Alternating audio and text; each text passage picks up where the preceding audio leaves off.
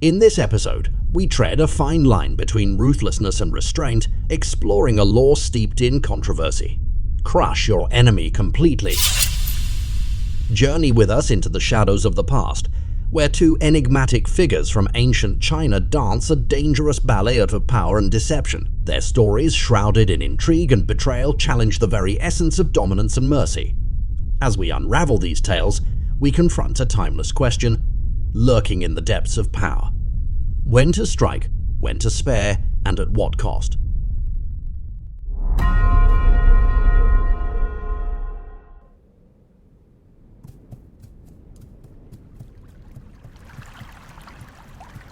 In the annals of Chinese history, the clash between Hsiang Yu and Liu Pang stands out, a tale dripping with cynical undertones. Once comrades, these two generals emerged from starkly different worlds. Hsiang Yu, born into the embrace of nobility, was a colossus of a man. His presence was as commanding as it was menacing, prone to eruptions of violence and temper, despite a mind not known for its sharpness. He was an indomitable warrior, always charging at the forefront of his troops, a tempest in battle. In stark contrast, Liu Pang was the offspring of peasant lineage. His past was not etched with glorious battles, but rather smeared with indulgences in women and wine. Soldiering was never his forte. He was more a scoundrel than a strategist. Yet, beneath this veneer of hedonism, Liu Pang possessed a cunning mind.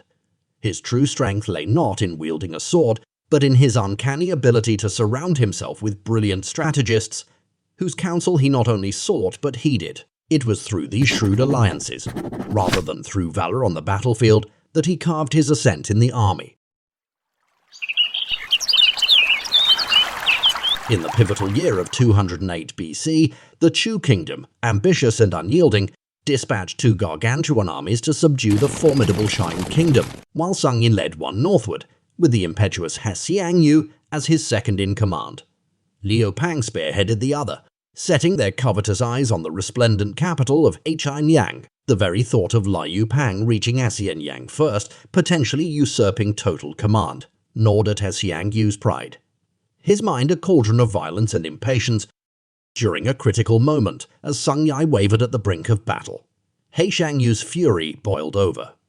He stormed into Hsiang Ji's tent, denounced him a traitor, and with a swift, ruthless stroke, decapitated him, seizing the reins of command. Abandoning protocol, he propelled his troops towards Hsiang, driven by a fervent belief in his military superiority over Liu Pang. However, destiny played a mocking hand. To Hsiang Yu's profound shock, Liu Pang, with a force smaller and more agile, had already infiltrated Hsiang. This turn of events was a stark revelation of Liu Pang's strategic acumen. Hsiang Yu's advisor Fan Zheng delivered a chilling observation, remarking that Liu Pang, once a mere village headman driven by base desires for wealth and pleasures, had astonishingly not succumbed to the temptations of the capital. This shift, he warned, signifies Liu Pang's soaring ambitions. Such insights laid bare the undercurrents of a rivalry that was not just about military might, but a deeper, more cunning game of power and ambition. Fan Zheng, acutely aware of the shifting tides, implored Hsiang to eliminate Liu Pang before he grew too powerful. He concocted a devious plan. Invite Liu to a banquet outside Hsiang and, under the guise of a celebratory sword dance, execute him. The trap was set, the invitation dispatched, and Lai unsuspectingly walked into the lion's den.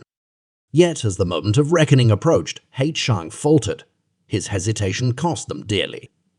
By the time he signaled for the sword dance, Liu, ever the cunning fox, had sniffed out the danger and made a narrow escape. Fan Zheng, witnessing this bungled opportunity, couldn't hide his disdain. "Foolishness," he exclaimed, plotting with a simpleton spell's doom. "Liu Pang will usurp your empire and enslave us all," the gravity of his error dawning upon him. Hsiang rushed towards Hsiang with renewed ferocity, intent on beheading his adversary. But Liu was no foolhardy warrior. He knew when to retreat. Hsiang, upon seizing Hsiang, unleashed his wrath. He slaughtered the young prince of Chain and set the city ablaze. and thus he became He Xiang's sworn enemy. The ensuing months saw a relentless pursuit, with Hsiang doggedly tracking Liu, finally cornering him in a besieged city. Liu, his forces dwindling and supplies scarce, was compelled to seek peace. Yet, this was not a moment of triumph for Hsiang, but a testament to the perilous dance of power, where hesitation and miscalculation could turn the hunter into the hunted.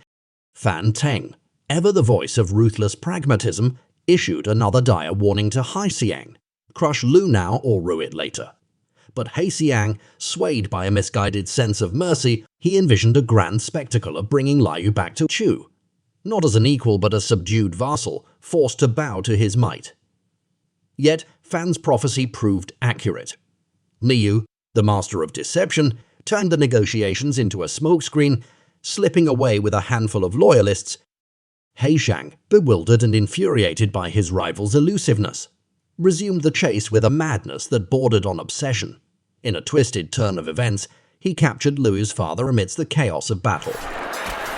Amidst the clanging of swords and cries of war, he presented the elderly man as a bargaining chip, shouting across the battlefield, "Surrender or witness your father boiled alive." But Liu, unflappable even in the face of such barbarity, responded with chilling calmness.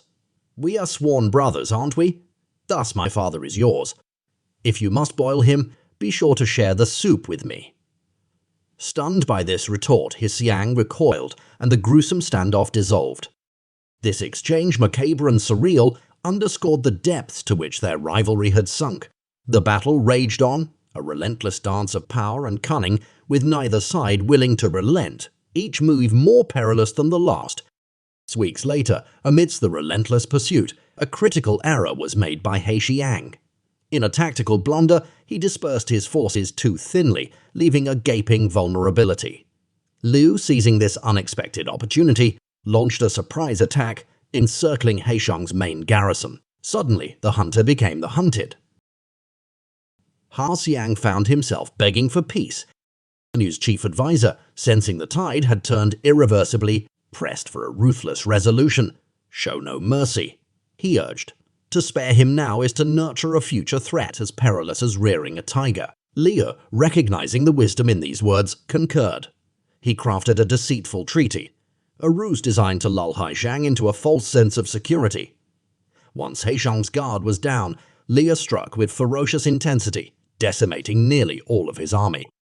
Amidst the slaughter, Hsiang miraculously escaped. Alone, on foot, with the knowledge of a substantial bounty on his head, he stumbled upon a few of his own retreating soldiers. In a moment of profound despair and grim acceptance, he declared, "Liu Pang has priced my head at 1,000 pieces of gold, and a fiefdom for my captor. Let me spare you the trouble." With those final words, he drew his blade across his throat, ending his tumultuous journey in a singular, tragic act of self-sacrifice.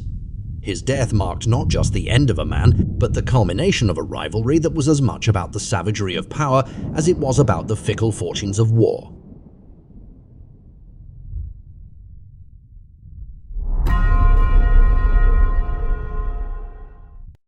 Hsiang Yu, a figure synonymous with ruthlessness, rarely flinched at the prospect of eliminating a rival when it suited his ends. Yet, in the face of Liu Pang, his approach deviated sharply. Respect, perhaps even a lingering camaraderie from their days as allies, tempered his actions. Hsiang yearned to triumph over Liu not through subterfuge, but on the battlefield, to compel the astute Liu into submission and servitude. Each time Hsiang held Liu within his grasp, an inexplicable hesitation intervened. A fatal blend of respect and sympathy for a man who was once a friend and ally. This hesitation, however, became Hsiang's undoing. The moment he revealed his intent to eliminate Liu, yet faltered in execution, he signed his own death warrant. Liu, unlike Hsiang, harbored no such reservations. The story unfolds a harsh truth about the nature of power and rivalry. Mercy towards one's enemies, especially when driven by pity or a longing for reconciliation, is a perilous path. It only fuels their fear, resentment, and hatred. Defeated and humiliated, these adversaries become vengeful shadows waiting for their moment to strike. In the ruthless theater of power, there is no room for half measures. Total annihilation of the opposition is imperative, particularly when dealing with a former friend turned foe. The law of fatal antagonisms is unyielding. There can be no reconciliation. Victory must be absolute. Liu Pang embodied this principle with chilling efficiency. His victory over Hsiang Yu was just the beginning. Ascending from the humble origins of a farmer's son, he crushed the king of Chu, his former commander, and crowned himself emperor. His relentless conquest paved his way to greatness, establishing him as Han Cao Tian, the illustrious founder of the Han dynasty, and etching his name into the annals of history as one of China's most formidable rulers.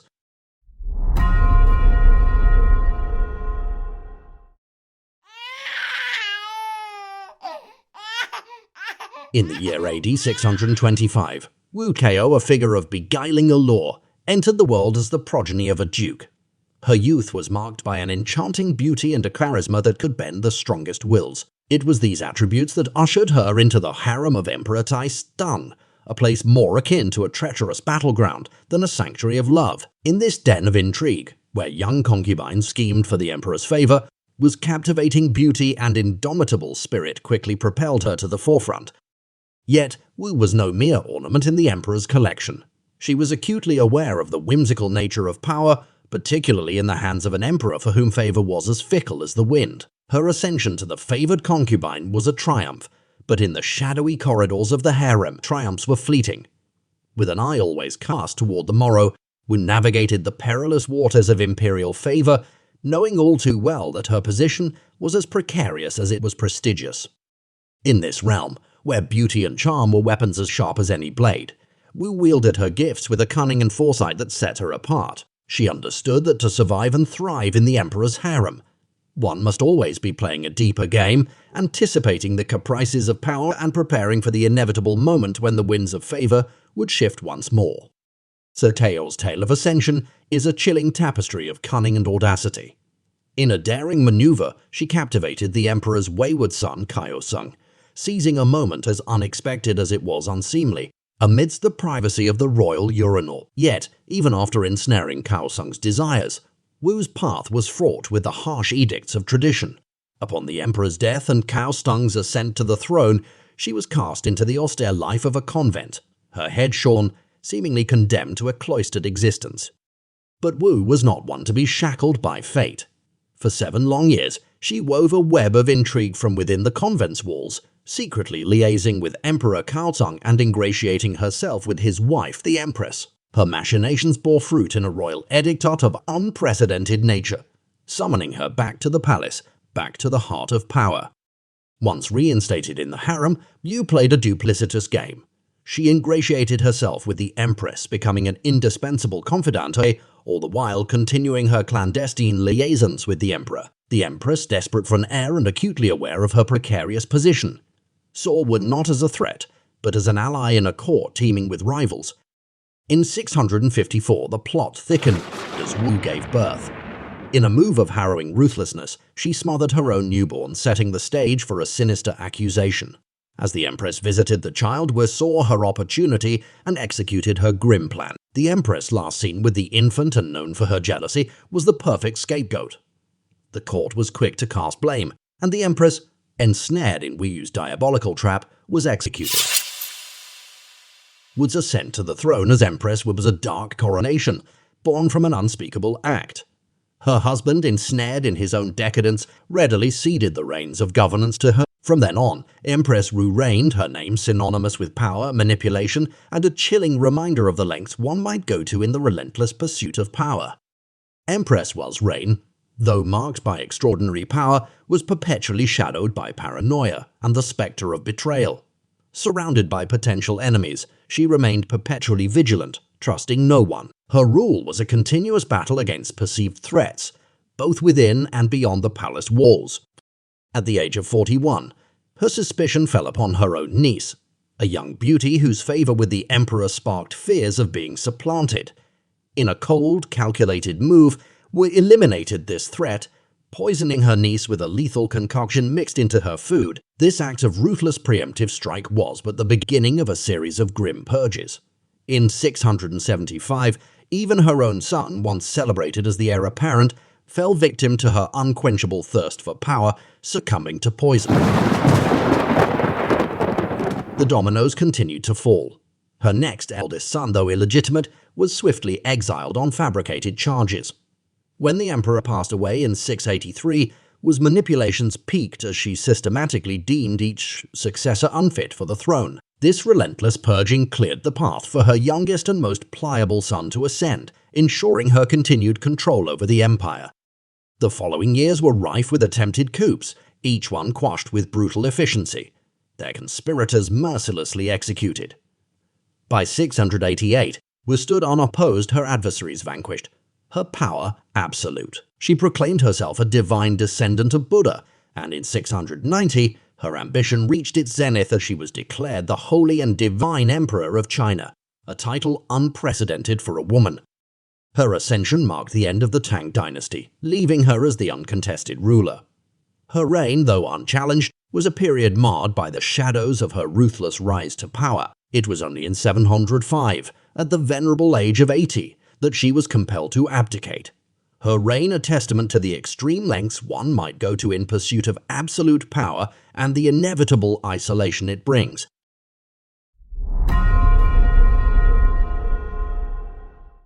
Empress Wu, a figure etched in history for her relentless pursuit of power, was widely recognized for her exceptional energy and intelligence. In an era where the zenith of a woman's ambition was typically confined to a fleeting tenure in the imperial harem, followed by a lifetime in the seclusion of a convent, Wu's ascent to the pinnacle of power was nothing short of extraordinary.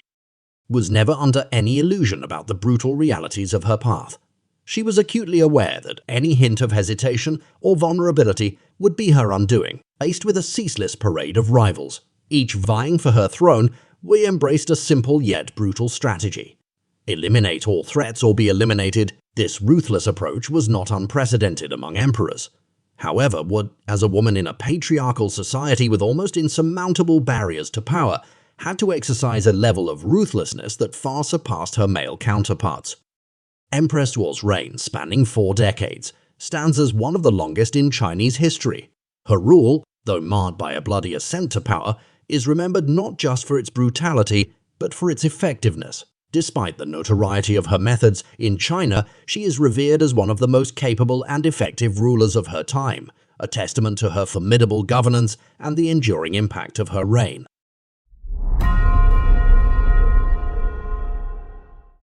The nuanced application of this law, while often advocating for the complete and utter vanquishing of one's enemies, does acknowledge scenarios where a less direct approach may yield greater benefits. In the art of warfare, a seasoned general recognizes that a cornered army fights with a ferocity born of desperation.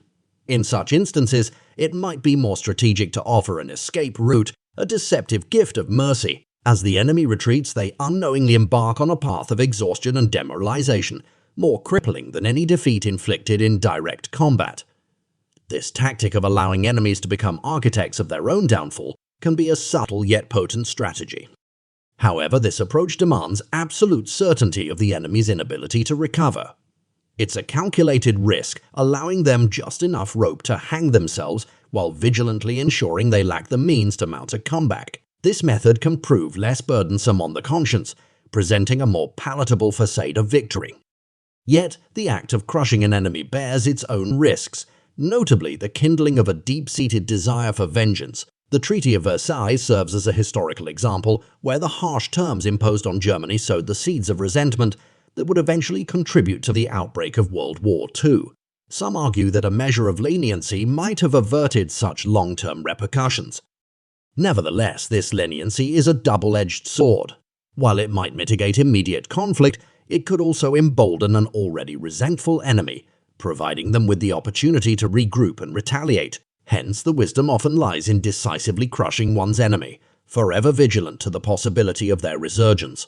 Should they dare to plot revenge in later years, one must be prepared to quash them with the same, if not greater, resolve. This relentless vigilance, though demanding, is often the price of enduring power and security.